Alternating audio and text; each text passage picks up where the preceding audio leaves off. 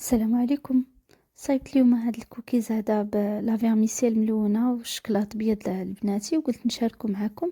نتوما كتشوفوا كيجي مقرمش هكا من الجناب وفتي من الوسط.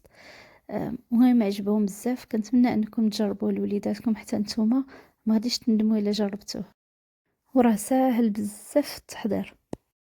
في المقادير غادي نحتاج 125 غرام سكر ابيض، 180 غرام ديال الطحين ابيض، 115 غرام ديال الزبده مذوبه، 50 غرام ديال الفيرميسيل ملونه، و100 غرام ديال الشكلاط بيض. عندي هنايا نص معلقه ديال الملح، نص معلقه ديال خمارات الحلوى، نص معلقه ديال البيكربونات الصودا ديال الطهي، وصاشي ديال الفاني، وواحد البيضه. غادي نحتاج واحد الكميه ديال الفيرميسيل ملونه زايده نزوقو بها مازال لي كوكيز ديالنا، وواحد شويه ديال الشكلاط هكا بيض تا هو. شكلاط خذوا واحد هكا المورسو قطعوه، انا هادشي اللي درت. صافي غادي نشد داك الطحين نخلط معاه داك البيكربونات الصودا ديال الطبخ والملحه والخماره، نخلطهم هكا مزيان ونخليهم على جنب. بالنسبه للبيكربونات الصودا ديال الطبخ ممكن تستغناو عليها الا ما عندكمش. في واحد البول غادي ندير الزبده وندير سنيده وندير داك الفاني، ونجيب الطراب هكا ونخلط مزيان حتى نحس داك السنيده هكا بدات كدوب ليا شي شويه وكتمتزج مع الزبده.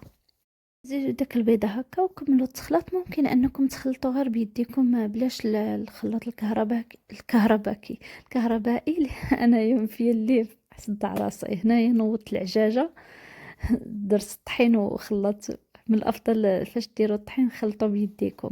صافي هانتو هادشي مراحل بسيطه جدا. كنزيد داك لا فيرميسيل وكنزيد داك الشكلاط بيض وكنخلط من بعد بلا سباتيل. صافي كنكمل دابا غير بالسباتيل هكا ولا بيديكم اللي بغيتو. صافي كنشد هاد السكوب هذا ديال لاكلاص، ولا من الافضل ديروا بيديكم. انايا جاوني كبارين بزاف هكا فاش درت بالسكوب. من الافضل خذوا القياس هكا غير بيديكم باش يجيكم صغارين. الا كنتو تعطيهم لوليداتكم هكا باش تحكموا في الكميه اللي غادي تعطيهم ما يجوش كبارين بزاف. صافي ندخلهم الفران اللي كنت مسخناه من قبل على 180 درجه، نخليهم يطيبوا من الفوق ومن التحت المده ديال 10 ديال الدقائق. غير توصل 10 ديال الدقائق نخرجهم، وانتم كتشوفوا هادشي اللي غادي ندير. غير توصل 10 دقائق نخرجهم كيكونوا مازالين هكا طريين، مازالين بحال اللي خضرين، وكندير لهم هاد الشكلاط هكا. كنحاول نضغط عليه هكا بيدي وشويه ندخلو.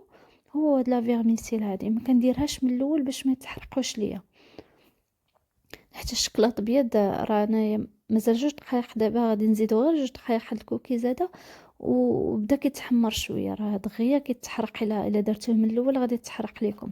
دونك حتى دوز 10 ديال الدقائق وعاد خرجوا.